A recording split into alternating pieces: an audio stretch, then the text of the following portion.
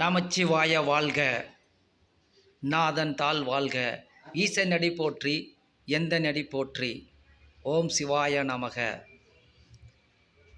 இன்றைய பௌர்ணமி பூஜையில் தீராத நோய்களும் செய்வினை கோளாறு ஏற்பட்ட நோய்களும் தீர்வதற்கான திருநீற்று மந்திரத்தை நாம் இப்பொழுது கூற இருக்கின்றோம். திருநீற்று மந்திரமாவது என்னவென்றால், நீங்கள் கையில் திருநீர் எடுத்துக்கொள்ளுங்கள். அதாவது மோதிர விரல் பெருவிரல் சேர்த்து எடுத்துக்கொள்ளுங்கள். அப்பொழுது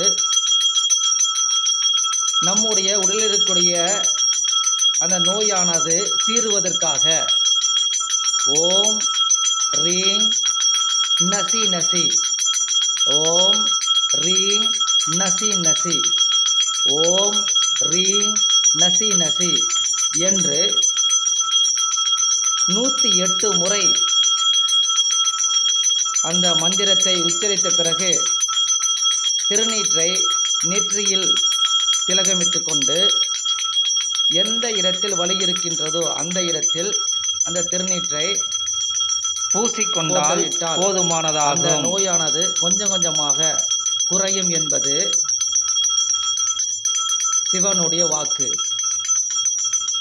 இந்த தீவினையால் ஏற்படுகின்ற நோய்களும் செய்வினையால் ஏற்படுகின்ற நோய்களும் குணமடையும்.